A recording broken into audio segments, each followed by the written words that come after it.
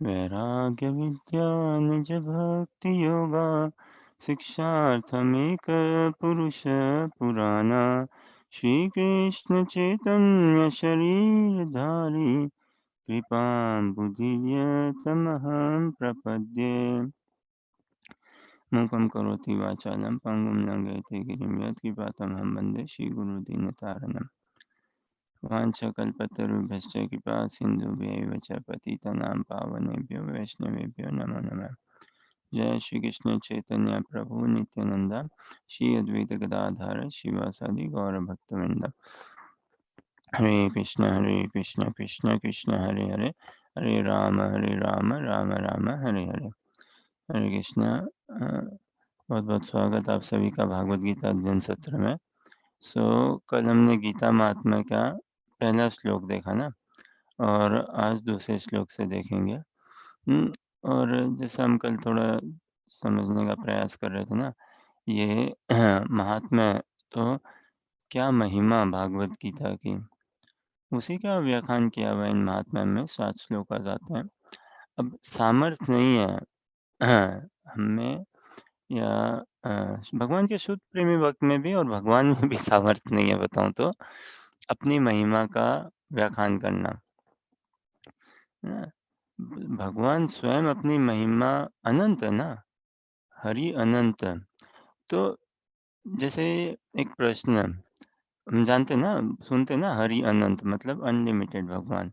तो हरि की कथा भी अनंत है, हरि के संबंध में जो कुछ हो सब अनंत ही है। फिर हरि की कृपा अनंत है, भगवान की कृपा अनंत है, भगवान का प्रेम अनंत है, अपार है, असीम है। हाँ? हरि की लीलाएं अनंत है, कथा, हाँ? नाम अनंत है, भगवान के अनंत नाम है। तो अब हरि अनलिमिटेड अनंत, वो क्या केवल हम जीवों के लिए अनंत है या भगवान स्वयं के लिए भी अनंत है?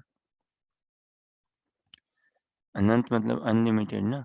तो केवल क्या हम जीवों के लिए बद्ध जीव या शुद्ध जीव, हाँ? चाहे भगवान के शुद्ध प्रेमी भक्त हो या हम जैसे बद्ध जीव हो, भगवान केवल हम हमारे लिए ही अनंत है या स्वयं के लिए भी अनंत है? ये सभी प्रश्न के है। लिए। हाँ, तो सभी में भगवान स्वयं के लिए भी अनंत है क्या?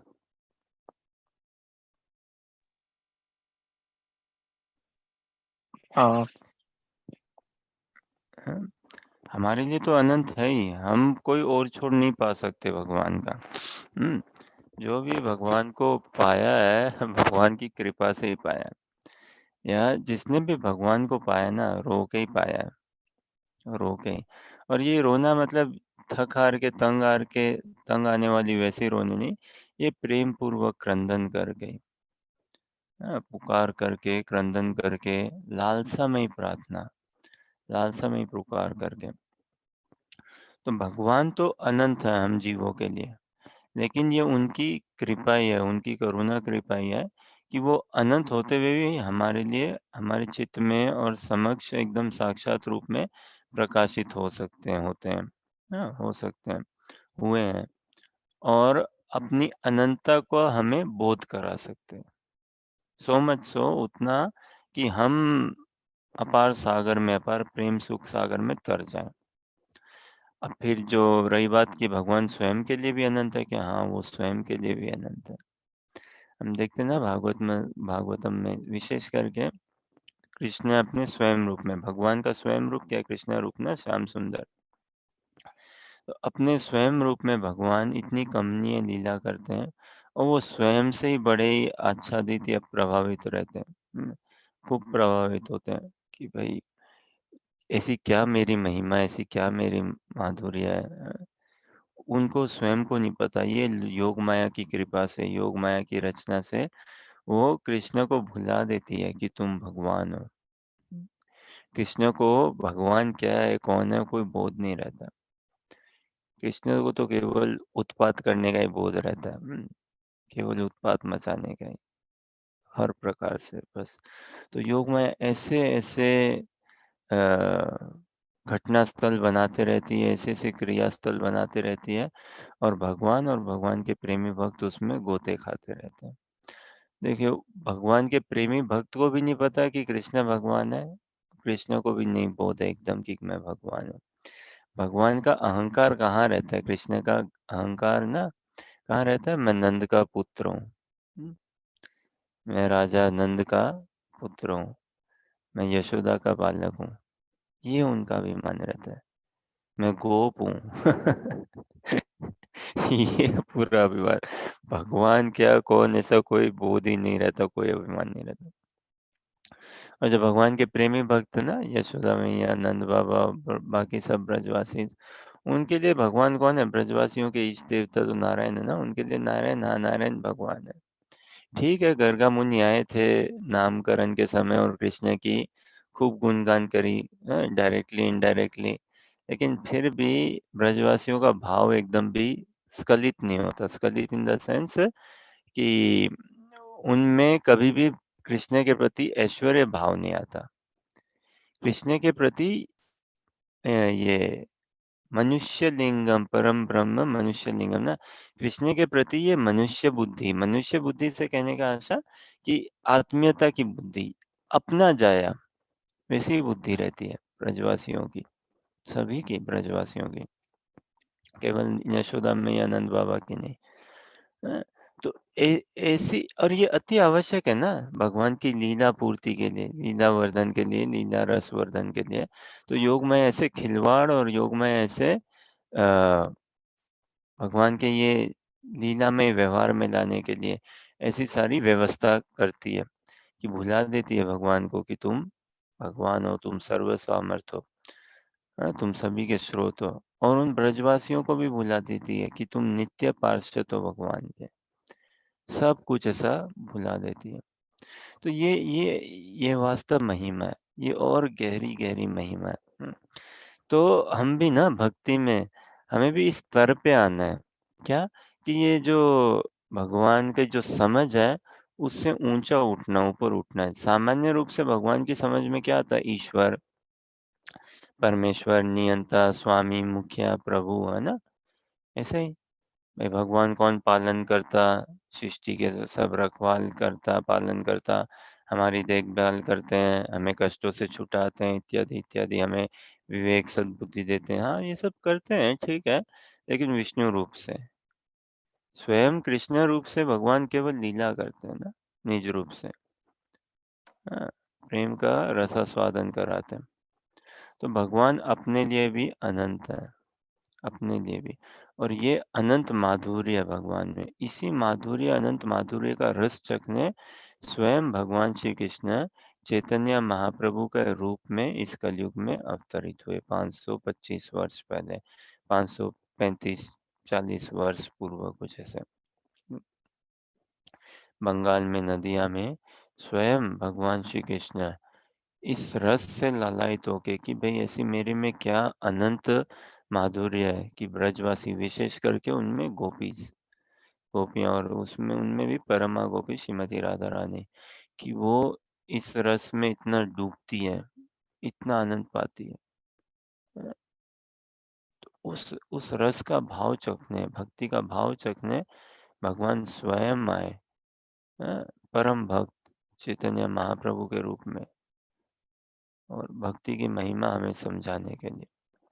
तो कुछ भी हम करें ना, हमें महिमा से खूब लाभान्वित होना है, महिमा से खूब आकर्षित, प्रभावित होना है, और इस महिमा का ही गुणगान करना है। भागवत गीता, भागवतम, इसी का हमें खूब से खूब व्याख्या, गुणगान करनी है।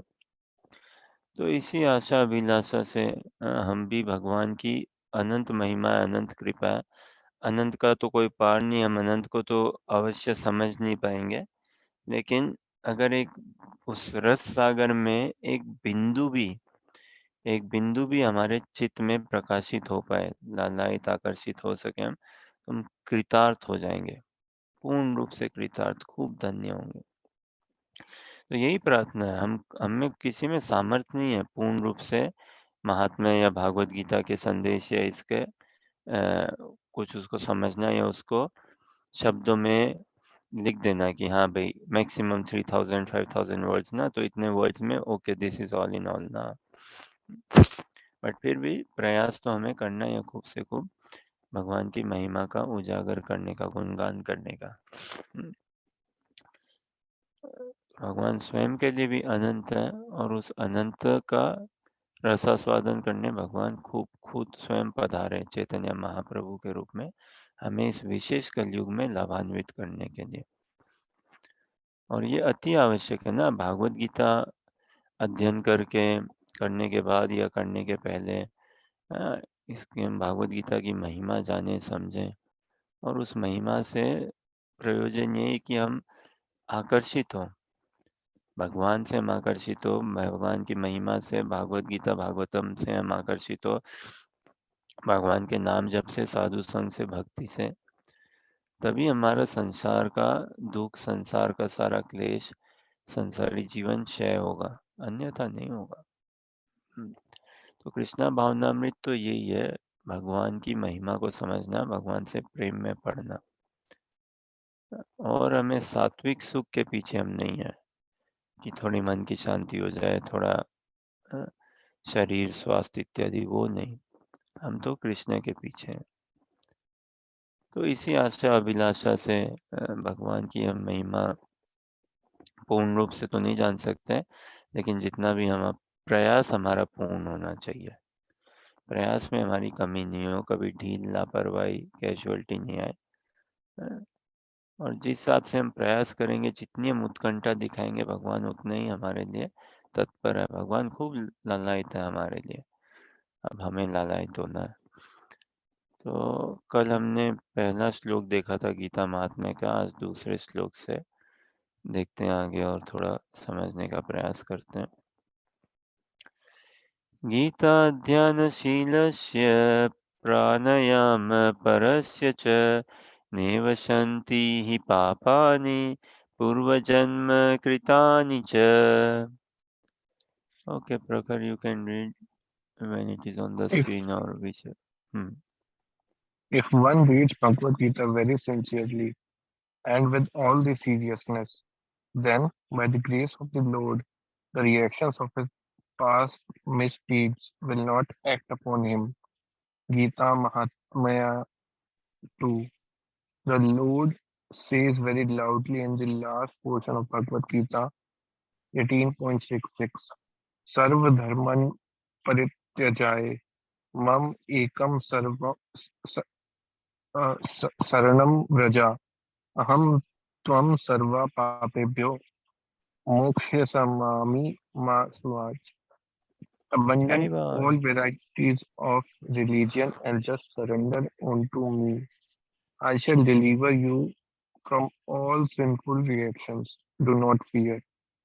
Thus, Yeah. the Lord takes all the responsibility for one who surrenders unto him, and he indemnifies such a person against all reactions of sin. Yeah. Indemnifies मतलब? Recover. हाँ, भरपाई, रिकवर, उस हिसाब से कि हाँ, भरपाई, रिकवर, जो कुछ गैप हो उसको फिल करना, या जो नुकसान हुआ उसकी भरपाई करना, या तो ये दूसरा महात्मा है ना, गीता अध्ययन शीलस्य। अभी देखिए, रीडिंग एक अलग चीज हुई और अध्ययन अलग चीज हुआ। हम कोई रीडिंग मतलब कैजुअल ना, रीडिंग मतलब क्या, अखबार पढ़ना, न्यूज़पेपर रीडिंग, मैगजीन पढ़ना, हाँ, और भी। लेकिन हम क्या चाहते हैं, अध्ययन करना। अब कई है जो अखबार का भी अध्ययन नहीं कर लेते हैं, पूरा करते हैं। कई है ना जिनको कितना नशा रहता है अखबार पढ़ने का, अखबार या मैगजीन पढ़ने का खूब नशा रहता है ना। रोज ही पेपर या तो सुबह पढ़ेंगे या दोपहर या शाम, जब भी, या रात को सोने से पहले। लेकिन और ऐसा नहीं कि 5-10 मिनट ही, आधा घंटा मन भर के, 1 घंटा, आधा घंटा 1 घंटा पूरा मन भर के। तो अध्ययन ना, तो भागवत गीता कोई कैजुअल रीडिंग के हिसाब से नहीं है, अध्ययन होना चाहिए।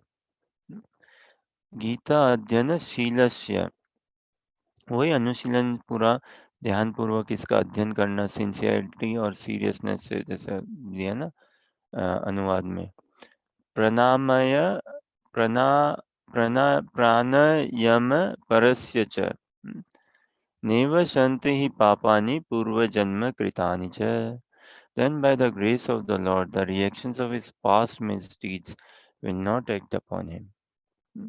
तो भागवत गीता के इस अध्ययन से हम क्या कर रहे हैं? हम अपना वास्तव में ये जो स्थूल और सूक्ष्म शरीर है ना हमारा पंच भौतिक, इसका हम ढांचा तोड़ रहे हैं पूरा। इसको हम गिरा रहे हैं पूरा का पूरा। और फिर शुद्धिकरण पूरा पर्याप्त तो हमारी समर्पण, हमारी प्रीति का भाव, हमारा प्रेम, हमारी प्रार्थना भगवान में पूर्ण मति हमारी लगे, तो उससे क्या होगा? फिर ये शरीर आत्मा इस शरीर में रह नहीं पाएगी। अपनी दिव्यता को पाके वो दिव्य शरीर को ही लालायित होगी और भगवान उसी की व्यवस्था बनाएंगे, उसे दिव्य शरीर ही देंगे। इस पंच भौतिक शरीर की बहुत लिमिटेशन है, बंधने है ना, बहुत बाधाएं, बहुत बंधन है। इसको खिलाना पड़ता है, सुलाना पड़ता है, कितना कुछ खिलाना करना पड़ता है, बहुत देखभाल करनी पड़ती है इस शरीर की, बाप रे। और फिर इस शरीर से ही देखिए कितनी आसक्ति, मोह, इच्छाएं सब उत्पन्न होती है ना, या इस शरीर के माध्यम से उन सबको हम करते हैं ना? भौतिक इच्छाएं, मोह, आसक्ति इत्यादियों को। तो ये तो बहुत बड़ा एक कार्यभार है इस शरीर को संभालना। हाँ, लेकिन भागवत गीता के अध्ययन से, अनुशीलन से क्या है? हमारी चेतना खूब से खूब शुद्ध होती रहती है, होनी चाहिए, होते रहती है। तो इस शुद्ध चेतना से फिर क्या? शुद्ध शरीर की प्राप्ति होगी, दिव्य शरीर की। जैसे भगवान का शरीर है ना, पूरा दिव्य है, सर से लेके पैर तक। हाँ, भले ऐसा नहीं है दिव्य तो क्या रक्त नहीं है क्या? हाँ ठीक है, रक्त है भगवान के शरीर में, निकला ना, ये कुरुक्षेत्र के युद्ध में भी थोड़ा बहुत रक्त निकला भगवान को। और हाँ, थोड़ा बहुत क्या निकला रक्त, भीष्म पितामह जी के बाण पड़े ना, अर्जुन पे जब पड़ने नहीं दिए, भगवान ने स्वयं पे ही बाण खाए वो, तो रक्त निकला रक्त। लेकिन भगवान का रक्त कहो आप, हाँ कुछ भी कहो, सब दिव्य है, सब दिव्य। अब हमारे देखिए, हमारे तो शरीर में कुछ दिव्य नहीं है, सब गंदगी से भरा हुआ है शरीर पूरा का पूरा। हुँ, लेकिन ये चेतना का राज्य है ना, चेतना से हमें अपने आप को विकसित करना है, चेतना से खूब विकसित करना है। पूरी चेतना कृष्णा भावना भावित बने। हुँ, तो वैसा ही हमारा अध्ययन, अनुशीलन सब होना चाहिए, एकाग्रचित्त से। एक ही प्रयोजन, एक ही पर्पस, एक ही इच्छा, भगवत प्रेम प्राप्ति। इसी और फिर यही इच्छा रखते हुए हम जो भी करें, व्यापार करें, कारोबार करें, जॉब, घर परिवार बनाएँ इत्यादि। लेकिन इस लक्ष्य से कभी चूक नहीं होना चाहिए। क्या लक्ष्य? लक्ष्य यही कृष्ण प्रेम प्राप्ति, भगवत प्रेम प्राप्ति। हुँ, भगवान के दर्शन, साक्षात दर्शन, भगवान की साक्षात सेवा, भगवान का साक्षात सानिध्य, संग। तो इस गीता अध्ययन से क्या होगा? जब हम ध्यानपूर्वक, मन लगा के ध्यानपूर्वक अध्ययन करेंगे, जितना थोड़ा बहुत ध्यान लगाएँगे, मन लगेंगे और ध्यान बनेगा और मन लगेगा।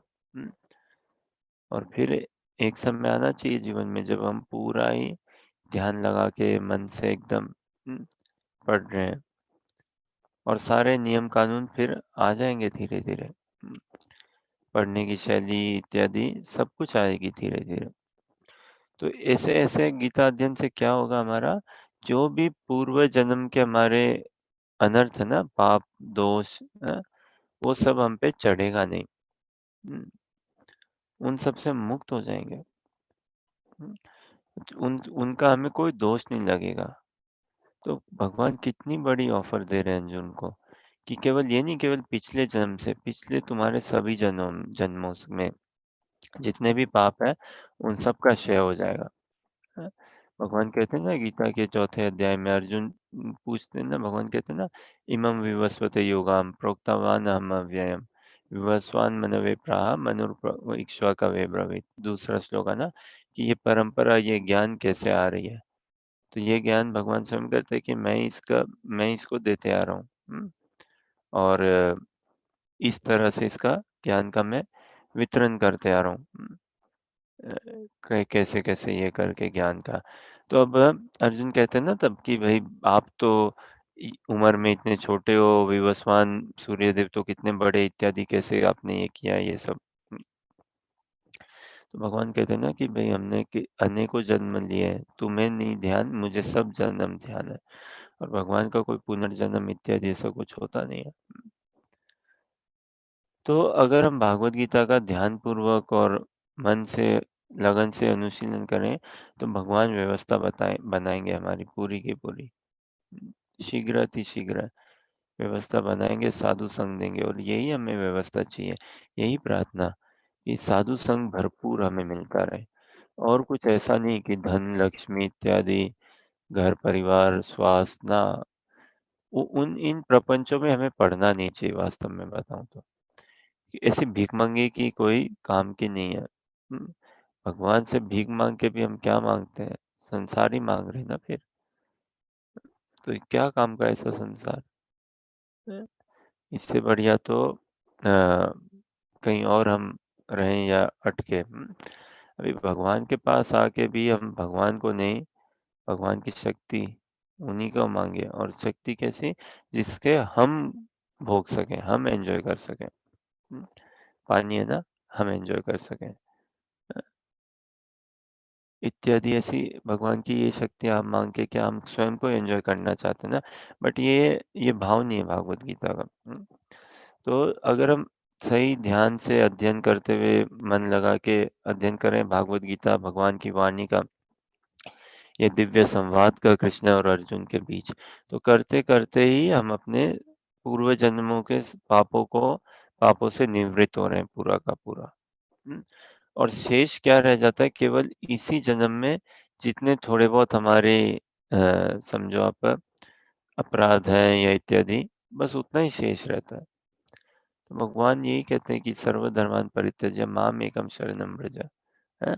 तुम अर्जुन बस मेरी शरण में रहो। ठीक है तुमने क्या बोलते हैं, तुम बस मेरी शरण ग्रहण करो। इससे पहले तुमने जो कुछ किया होगा कंडीशन स्टेट में इत्यादि, दैट्स फाइन उसकी चिंता ना करो।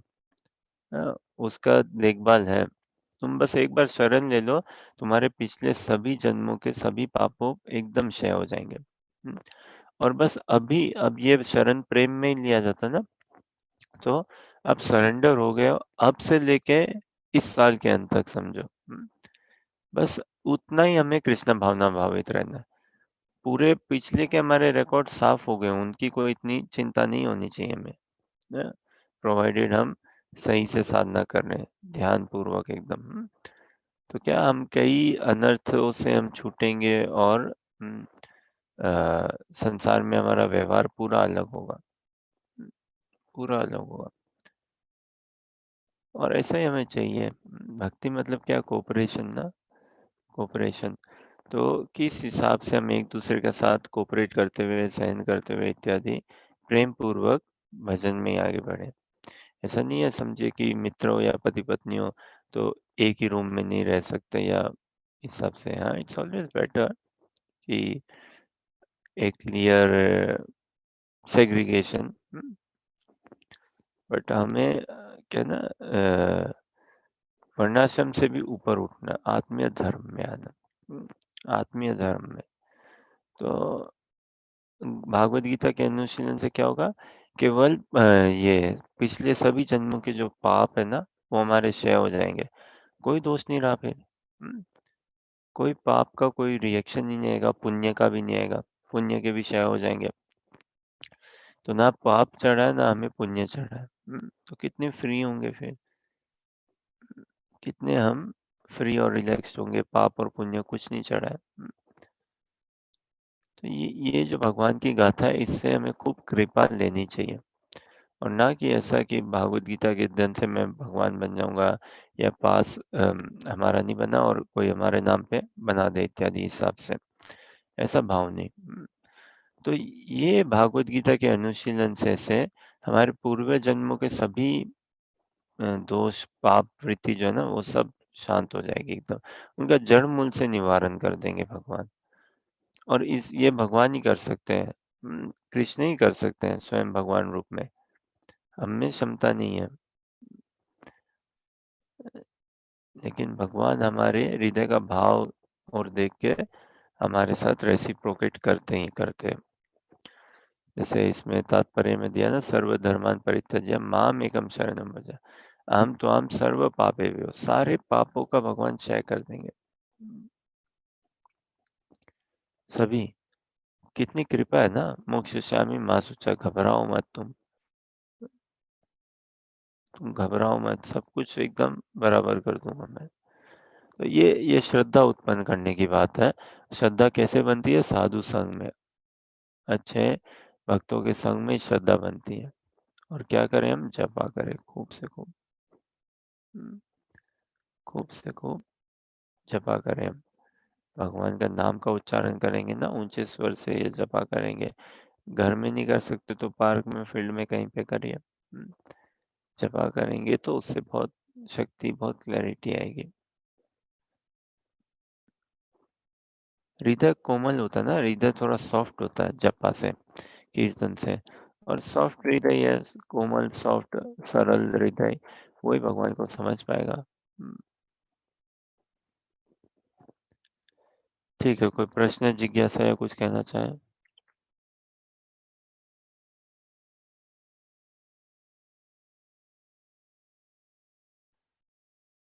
तो ये गीता महात्म्य का दूसरा ना, और कितना बढ़िया भगवान कह रहे हैं, देखिए कि तुम घबराओ मत, क्योंकि पता है हम इतने बंधे हुए हैं ना, हम खूब बंधे हुए हैं और खूब घबराहट है। भगवान कह रहे हैं कि घबराओ मत, हम्म, चिंता मत करो। पास्ट का जो हो गया ना, वो सब साफ हो गया। और प्रेजेंट में भी क्या कर रहे हैं अर्जुन? एक इंटरव्यू रिकॉर्ड करने का प्रयास कर रहे हैं। हम्म, किनके बीच? समझे करुणा भवन के है ना, एक ये एक संवाद, एक डायलॉग, इससे पुराने तो हमारे सब साफ हो गए। केवल इस जन्म में, अभी से लेके इतना ही केवल हम फोकस बना के रख सकें। और भगवान यही हमें आश्वासन दे रहे हैं, एश्योरेंस दे रहे हैं, और किसी भी प्रकार से भय से मुक्त कर रहे हैं कि तुम केवल मेरी शरणागति लो। पिछला तो सारा साफ हो गया तुम्हारा, बस शरणागत हुए हुए इस जीवन को बिता लो, इतना ही। शरणागत होते हुए और दिव्य धाम में प्रवेश दिला देंगे भगवान। ठीक है, अगला देखें क्या, या कोई प्रश्न, जिज्ञासा या कुछ? ओके, नंबर 3 पढ़ते हैं। अनुजा कैन रीड ट्रांसलेशन में भी, इंग्लिश में, when it is on the screen. मलनिर्मोचनं पुंसां जलस्नानं दिने दिने, सकृद्गीतामृतस्नानं संसारमलनाशनम्।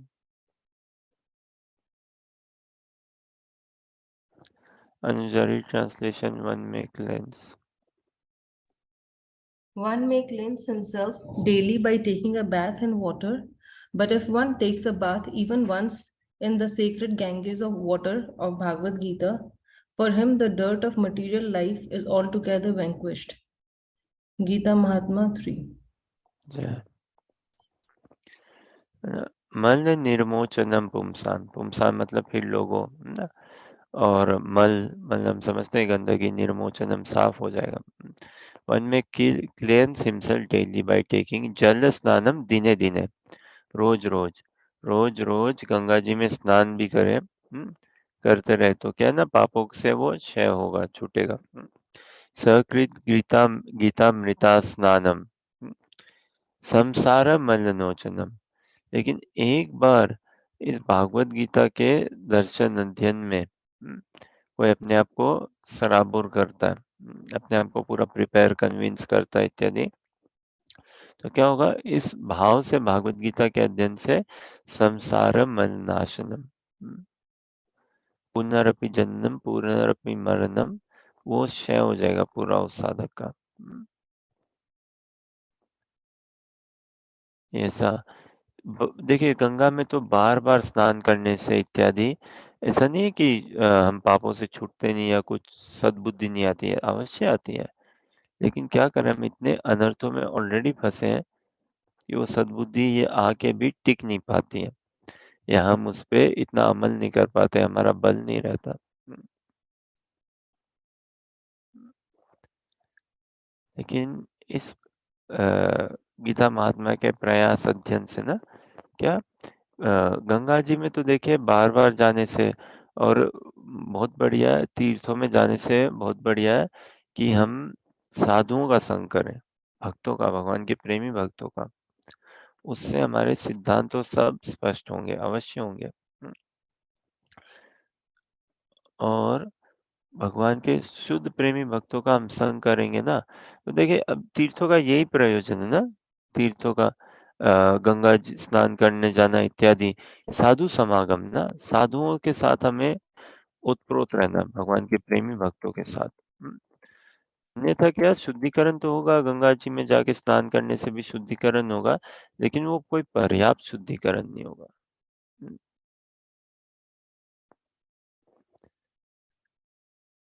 बट हम भक्तों के संग में भगवत भक्ति तो भक्तों के संग में ही करी जाती है ना, तो हम भक्तों के संग में रह के वे जब भक्ति करेंगे, तो वो बहुत तीव्र गति से हमारी शुद्धिकरण होगी, खूब बढ़ेगी।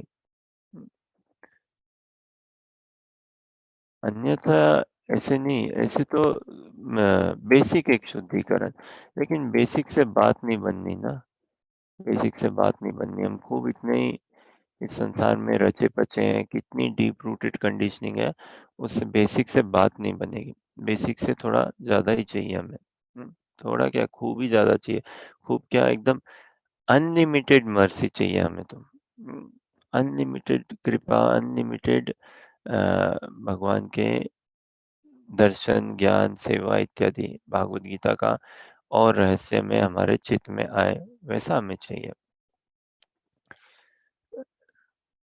तो और है ना?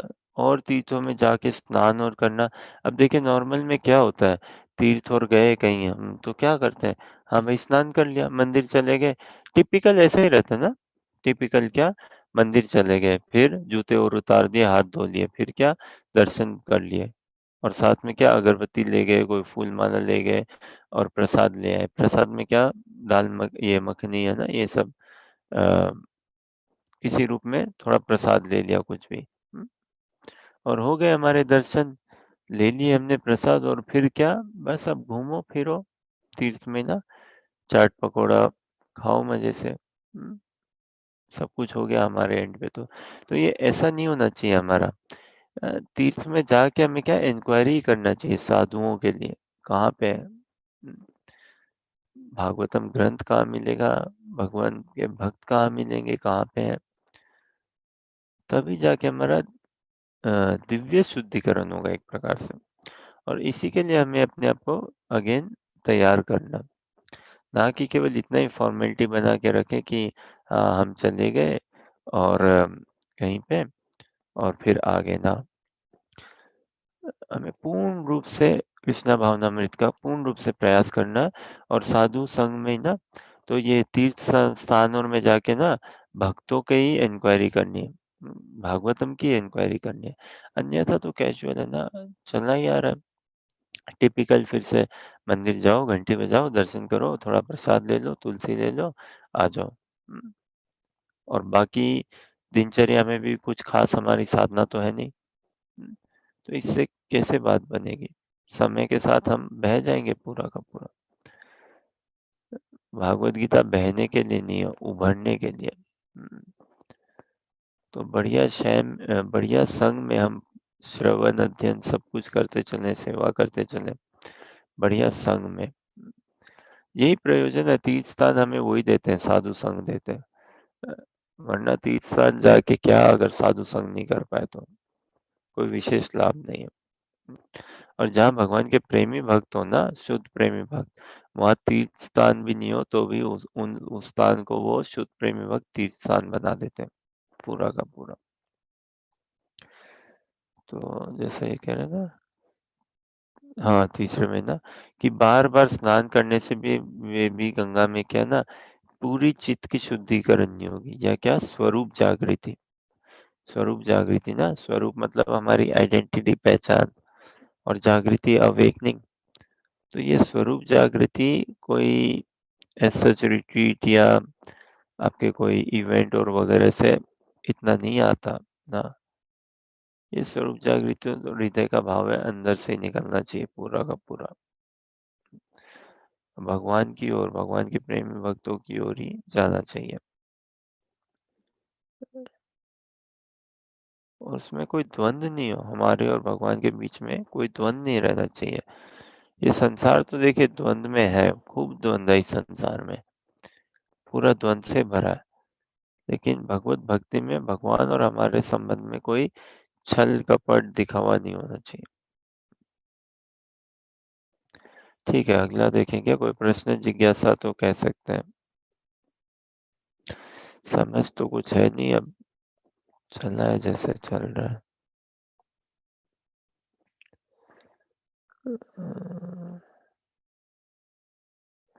ठीक है, देखते हैं चौथा। गीता सुगीत कर्तव्या किमन्ये शास्त्र विस्तरे या स्वयं पद्मनाभस्य मुखपद्माद्विनिश्रिता। ठीक है, प्रखर, you can share screen and maybe read. Okay. Because Bhagavad Gita is spoken by Supreme Personality of Godhead, one need not read any other Vedic literature. One need only attentively and regularly hear and read Bhagavad Gita. In the present age, people are so absorbed in mundane activities that it is not possible for them to read all Vedic literatures. But it is not necessary. This one book, Bhagavad Gita, will suffice because it has essence of all Vedic literatures and especially because it is spoken by Supreme Personality of Godhead. Gita Mahatma 4. As it is said, Bharat Mat Bharat Bharatram Rat Sarvasam Vishnu Vakrad Vinish Vinishratam Gita Gangodkam Tatva Punarjanma Na Vidayate. ये गीता महात्मा 5 है, इसको थोड़ी देर में देखते हैं। एक बार थोड़ा चौथे का ही प्रयास रखते हैं समझने का। और गीता सु गीता कर्तव्या किम अन्य शास्त्र विस्तरे, गीता महात्मा 4 ना, या स्वयं पद्मनाभस्य, भगवान का एक नाम है ना पद्मनाभस्य, मुख पद्मात् विनिरिष्टा विनिरिष्टा विनिश्रिता। Bhagavad Gita, because Bhagavad Gita is spoken by the Supreme Personality of Godhead, one need not read any other Vedic literature. और हमें नहीं चाहिए ना, इसीलिए नाना पुराण ये वो पढ़ा ना, और हमें चीजें नहीं चाहिए। सार है ना, भागवत गीता में पूरा सार है जीवन का।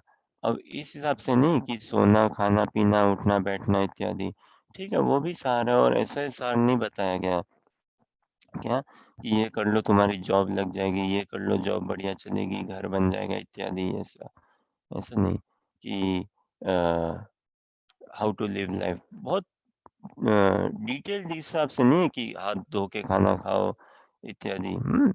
वो सब तो ठीक है, वो सब दिए हुए हैं बाकी पुराणों में। अ, और भागवत गीता में जो बताया ना, जैसे मनु संहिता में वो सब है कि मनुष्य को कैसे जीवन व्यतीत करना चाहिए इत्यादि। क्या दुखदायक होगा उसके लिए, क्या कष्टदायक, क्या पुण्य है उसके लिए, क्या पाप में। लेकिन भागवत गीता में आत्मा का अल्टीमेट हित, परम कल्याण की चर्चा है पूरी की पूरी, हम सबके परम हित और कल्याण के लिए। कि तो उसमें कोई दूसरा शास्त्र है ही नहीं पढ़ने के लिए, भागवत गीता के बराबर कोई दूसरा नहीं है। तो किम अन्य शास्त्रे विस्तरे, भाई बाकी को पढ़ के क्या लाभ, कोई आसपास भी नहीं है, कोई कल्पना कल्पना या कोई कंपैरिजन बोल के नहीं है। या स्वयं पद्मनाभास्य मुख पद्माद् विनिविष्ट। इस युग में है ना, हम कितने हमारी क्षमता नहीं है, हमारी देखिए रीडिंग की क्षमता बहुत कम है ना? श्रवण की क्षमता बहुत कम है, हर प्रकार से बहुत कम क्षमता है। तो इतनी कम क्षमता में हम क्या कितना पढ़ पाएँगे? क्या-क्या पढ़ पाएँगे? कितना पढ़ पाएँगे? क्या कर लेंगे? कुछ ख़ास नहीं हम कर पाएँगे ना। और बताऊँ, अगर हमने और कुछ अध्ययन कर भी लिया ना और कुछ ग्रंथ का, तो हम कन्फ्यूज़ हो जाएँगे और ही, कि भई ये क्या है? वो क्या है? यहाँ क्या है? वहाँ क्या है? ये समझ में नहीं रहा। अब कितनी विडंबना है ना, संस्कृत कहाँ सिखाई जाती है भारत में। हिंदी स्कूल कॉलेज में इतनी नहीं पढ़ाई जाती, है ना?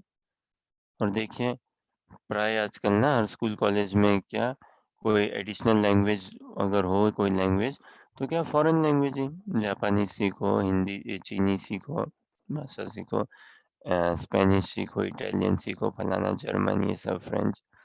हुँ, संस्कृत इतना कहाँ सिखाया जाता है।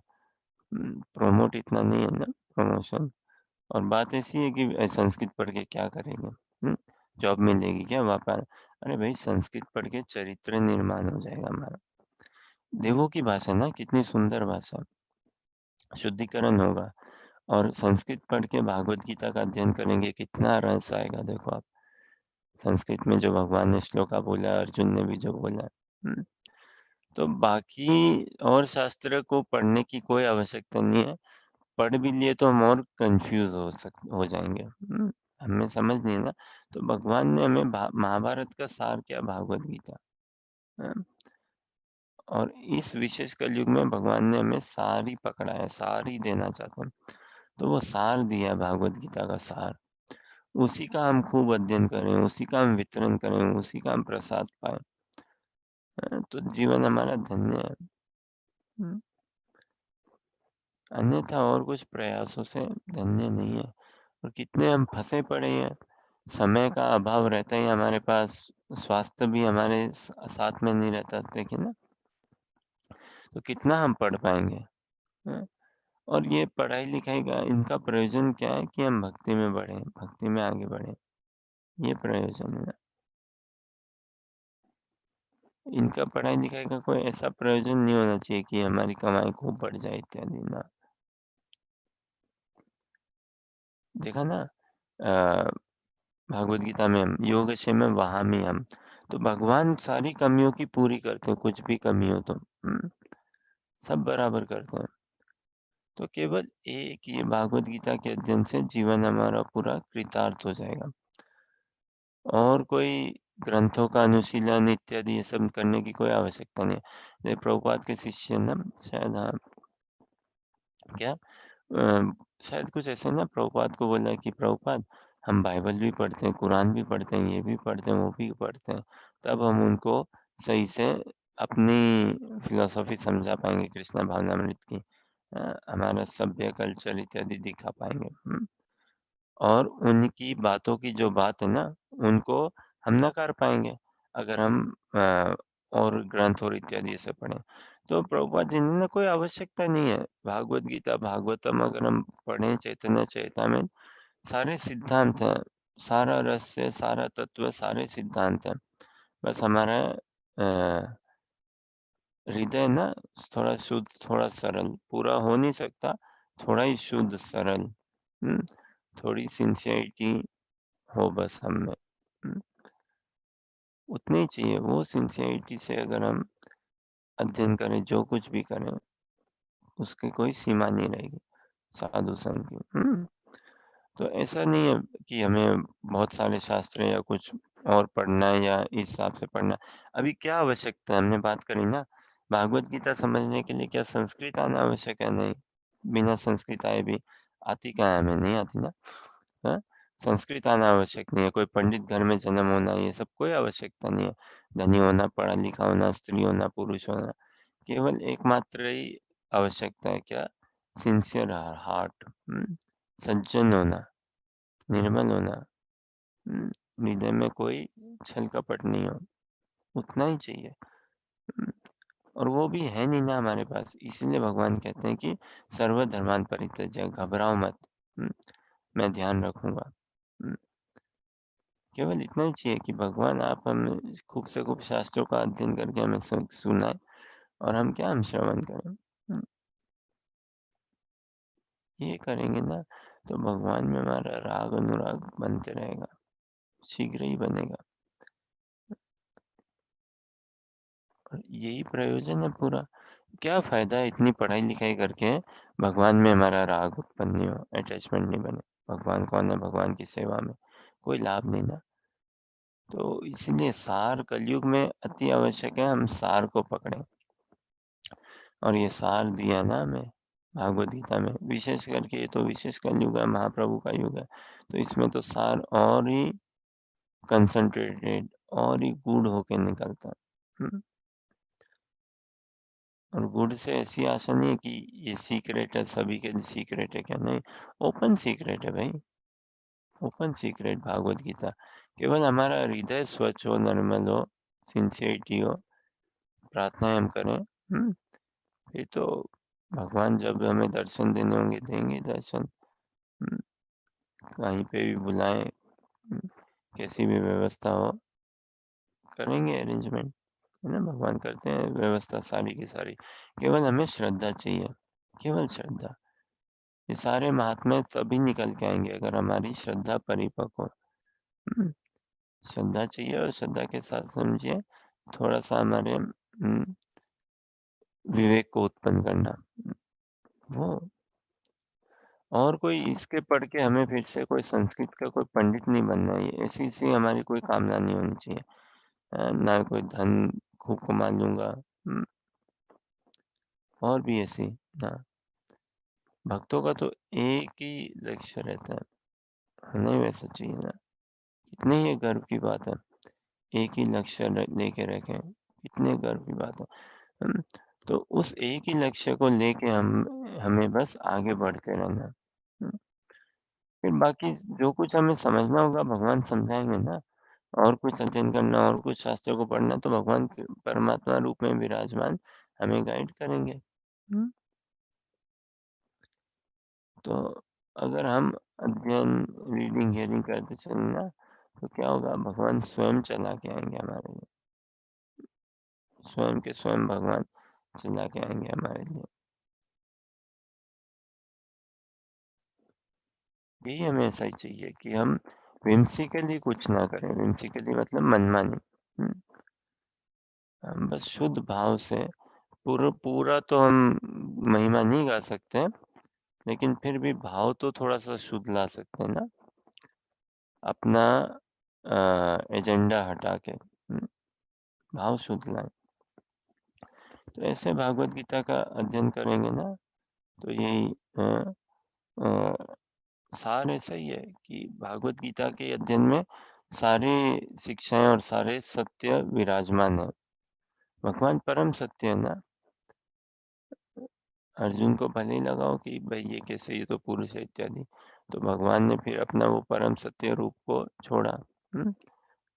द्विभुज रूप देखे अर्जुन भी। हाँ भाई भगवान। तो हमारा भी ना भक्तों के संग में ही हमारा सारा फोकस होना चाहिए, उसी में सारी लर्निंग आ जाएगी। अलग से कुछ और ग्रंथों का, बुक्स का रीडिंग और करने की कोई आवश्यकता नहीं है ना। विशेष करके सबसे पहले तो ये उपदेशामृत इत्यादि, इन सब का हम अध्ययन करें ना, जो हमारे आचार्यों ने दिया लिख के। वो जो आत्मा में कल्याण के लिए एकदम दिव्यता की ओर हमें लेके जाए।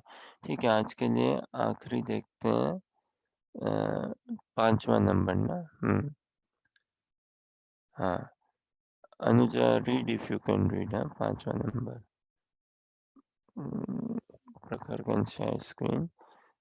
भारतमृत सर्वसं विष्णु वक्त्राद्विनीरिष्टं गीता गंगोदकं पीत्वा पुनर्जन्म न विद्यते। केवल अनुवाद पढ़िए। One who drinks the water of the Ganges attains salvation. So, what to speak of one who drinks the nectar of Bhagavad Gita? Bhagavad Gita is the essential nectar of the Mahabharata, and it is spoken by Lord Krishna himself, the original Vishnu, Gita Mahatmya 5.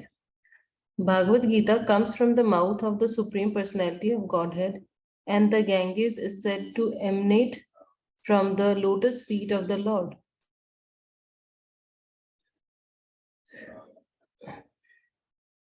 Of course, there is no difference between the mouth and the feet of the Supreme Lord, but from an impartial study, we can appreciate that Bhagavad Gita is even more important than the water of the Ganges.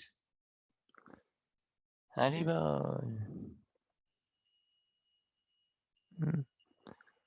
तो ये पांचवा ना, भारत मृता सर्वसाम विष्णु वक्त्राद विनिरिष्टम गीता गंगोतकम पीत्वा पुनर्जन्म न विद्यते। One who drinks the water of the Ganges, it is salvation, huh? So what to speak of one who drinks the nectar of Bhagavad Gita? Bhagavad Gita is the essential nectar of Mahabharata. Mahabharat का सार है ना भागवत गीता।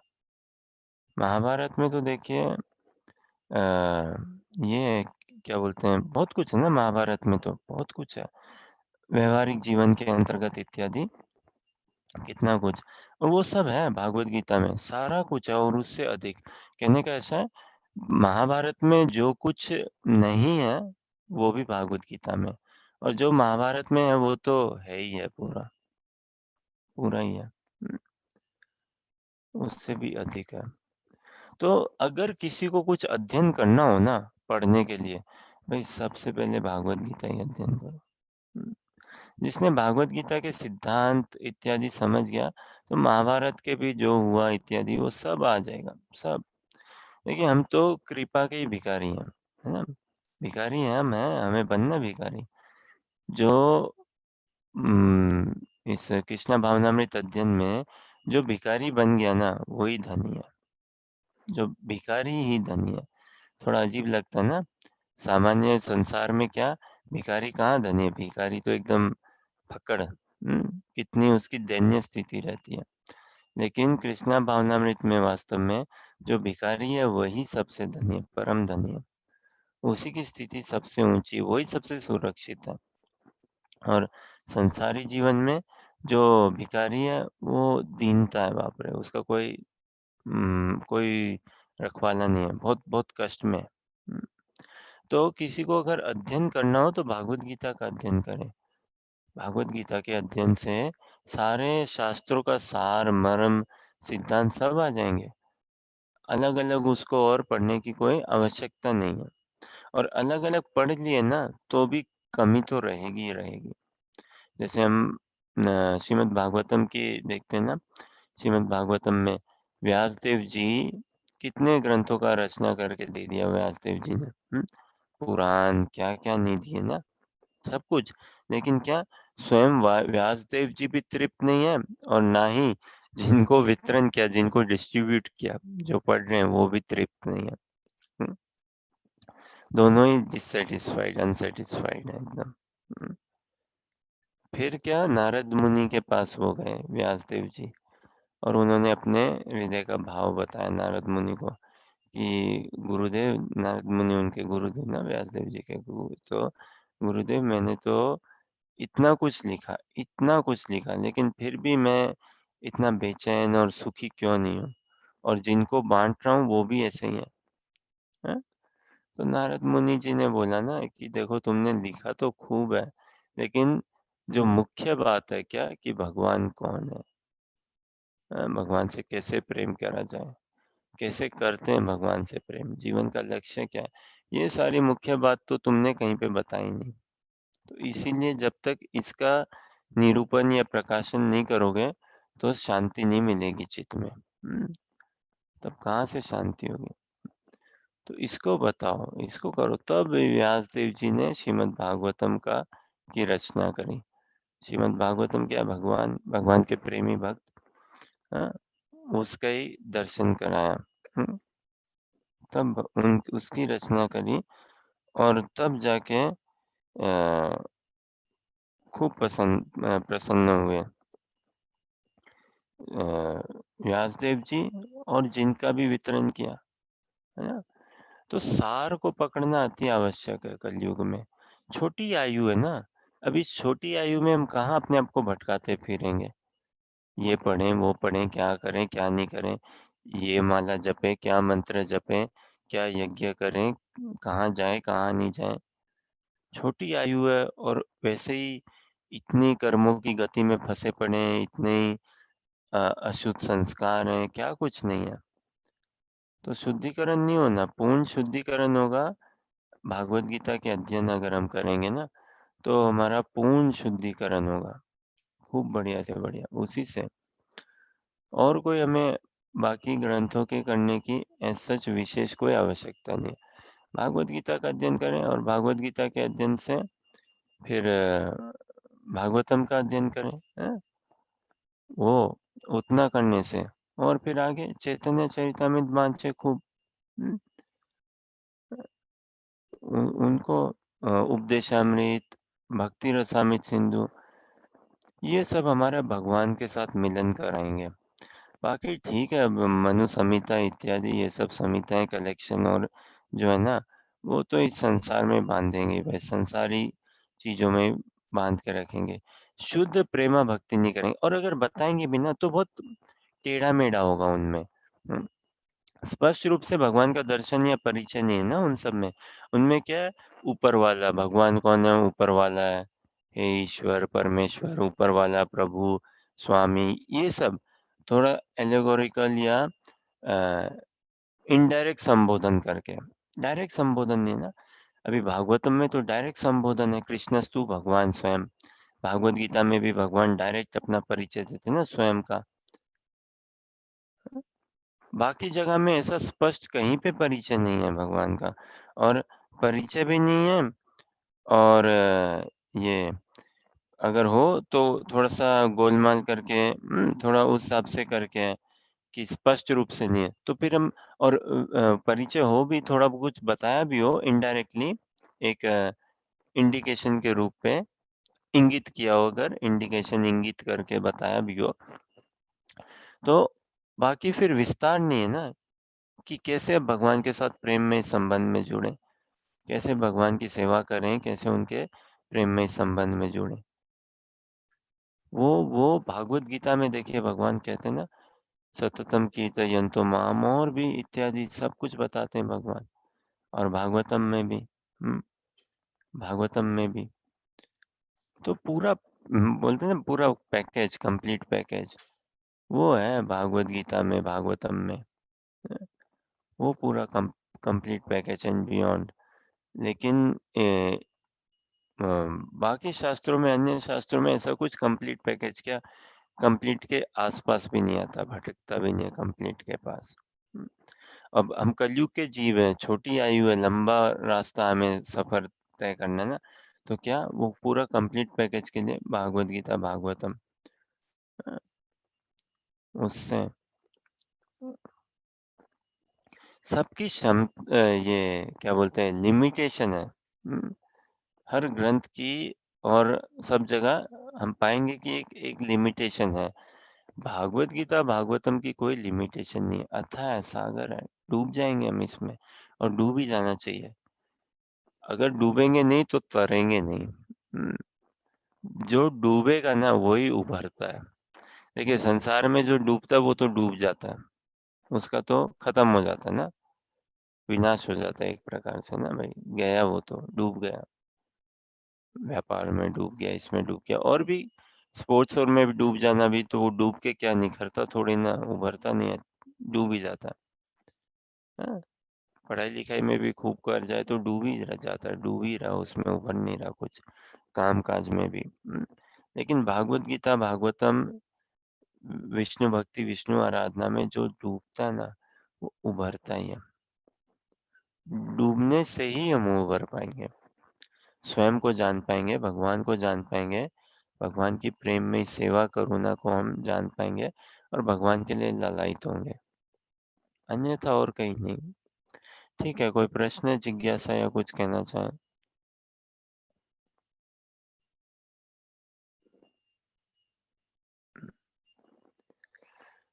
तो अभी ये नाना प्रकार के ये फ़िक्शंस है ना, और भी नाना प्रकार के पिक्चर, सिनेमा, कितना कुछ है देखिए। देखिए टीवी में देखिए कितने चैनल्स होंगे, 100 से अधिक होंगे ना, 100 से अधिक मिनिमम ना। और सास-बहू थी इत्यादि, यही सारे ना कई तो। और भी गाने बजाने के न, इंडियन आइडल क्या-क्या ना, इंडिया टैलेंट, ये सब। और फिर न्यूज़, न्यूज़ में ही कम से कम 10, 20, 50 पता नहीं हो जाएँगे ना। और कितने उत्तेजित न्यूज़ चैनल होते हैं ना, प्राय कितना ये रजोगुनी टाइप से न्यूज़ चैनल। और कहाँ कोई भगवत भक्ति या कुछ आत्मा के केंद्रित है। बाकी जो भी है ना ये आस्था और इत्यादि, उनमें भी भटकाव ही है, पता नहीं अब कहाँ क्या है। भागवत गीता अगर हम अध्ययन करें, तो ये फ़िक्शन वग़ैरह, ये सब टाइम पास की बात होगी कि हाँ भई, ऑफ़िस के काम से बहुत थक गए, तो थोड़ा-सा यूट्यूब में मनोरंजन कर लेते हैं। घर के काम से बहुत थक गए, यूट्यूब में थोड़ा मनोरंजन कर लेते हैं, हैं? और थोड़ा-सा ऐसी कॉमेडी ओरिएंटेड कुछ सुन लिया, जो थोड़ा ये मिल जाए, हमें आराम मिल जाए। ऐसा नहीं, उससे बात नहीं बननी, उससे क्या है ना, हम और ही दलदल में धँसते जाएँगे। देखिए दलदल ऐसी चीज़ होती है, संसार में भी हम देखते हैं ना, दलदल ऐसी चीज़ होती है कि व्यक्ति को पता है कि मैं थोड़े शेकी ग्राउंड्स में हूँ, दलदल में खड़ा हूँ, दलदल में खड़ा हूँ, शेकी ग्राउंड्स में हूँ। और उसको ये रहता नहीं कि भई कैसे अपने आप को सँभालूँ इसमें, है ना? अब एक बार दलदल में पड़ गया, तो क्या धँसते ही जाता है, धँसते ही जाता है।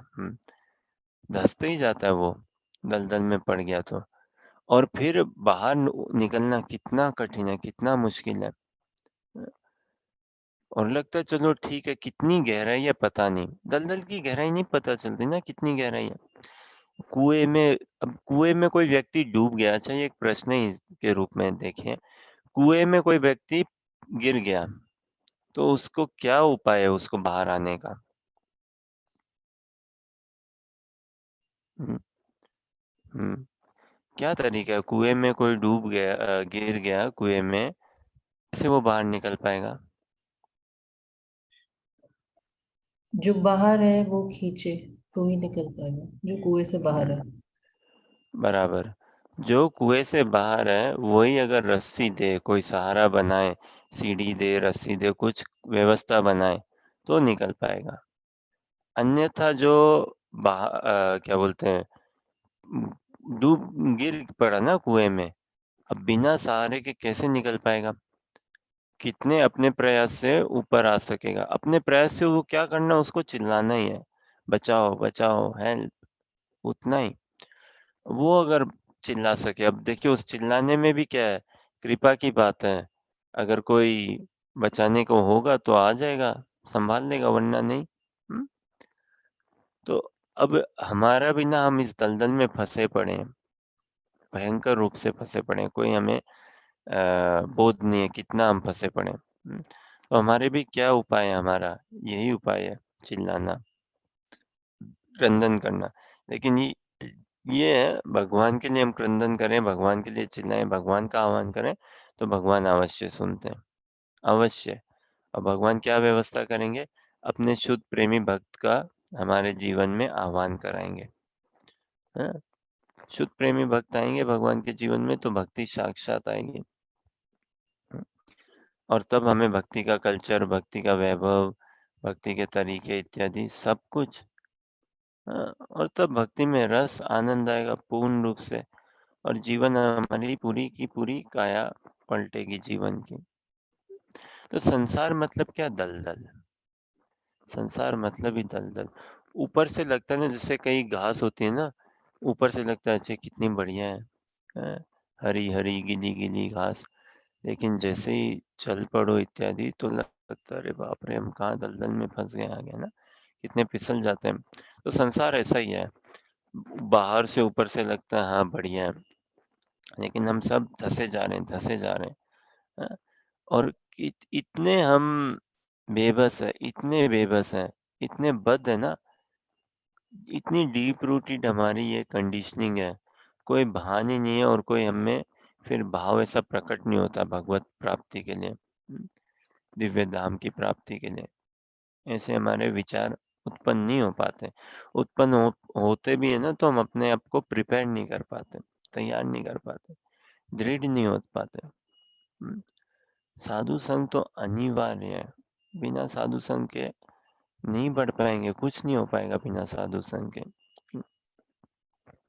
तो ये साधु संग ही हमारी प्रार्थना, हमारी बचाव है, सब कुछ। और है ही भक्ति साधु संग में ही फलती है। भले ही हमारे घर में ग्रंथ आ गए, भागवत गीता, भागवतम, चैतन्य चैतामृत तक क्यों ना आ जाए घर पे, है ना, और क्या नाम जप भी आ गया, और हम यूट्यूब में देखते देखते नाम जप भी कर लें। लेकिन जब तक व्यक्तिगत रूप से, पर्सनली व्यक्तिगत रूप से हम भक्तों का संग नहीं करेंगे, व्यक्तिगत रूप से भक्तों के संग में हम सेवा नहीं करेंगे, अभी मंदिर जाना, आना, अध्ययन करना, ये सब सेवा ही है ना। तो जब तक हम ये व्यक्तिगत रूप से करेंगे नहीं साधु संग लेते हुए, तो कोई इतनी खास शुद्धिकरण नहीं है हमारी। फिर क्या है ना, भगवान के साथ संबंध कौन बनाता है? भक्ति बनाते हैं, भक्तों के माध्यम से। जैसे देखिए अर्जुन ना भगवान के प्रेमी भक्त है ना, भगवान के सखा है ना, हाँ? भले ही बद अवस्था में वो एक किरदार, एक रोल, एक पात्र निभा रहे हैं, फिर भी जैसे हमने देखा ना, आखिरी जो श्लोका में कहते हैं ना, यत्र योगेश्वर कृष्ण यत्र पार्थो धनुर्धर तत्र श्री विजय भूति ध्रुवमति नीतिर्मतिर्मम, ना। तो क्या अब अर्जुन कौन है? भगवान के पार्षद ही है ना, और उन्हीं के माध्यम से, उन्हीं की कृपा से, उन्हीं के माध्यम से हमारा ये अध्ययन हो पा रहा है, हम भगवान को जान पा रहे हैं, और कोई उपाय थोड़ी ना। तो उसी प्रकार से ठीक जब भक्त आते हैं ना हमारे जीवन में, तभी भगवत भक्ति आती है। भक्त के आने से ही तभी सारा ज्ञान, विवेक, सब कुछ आता है, अन्यथा नहीं। अन्यथा तो हम भटके भटके रहते हैं। तो भक्तों का आह्वान होना साक्षात भक्ति फिर आएगी, और फिर साधु संग में ही वास्तविक कृपा आती है पूरी की पूरी, जो हमें ठेठ भगवत धाम तक लेके जाएगी। बोलिए हरे कृष्णा कृष्णा कृष्णा हरे हरे, हरे राम राम राम हरे हरे। ठीक है, और कोई प्रश्न है, कोई जिज्ञासा या कुछ कहना चाहो?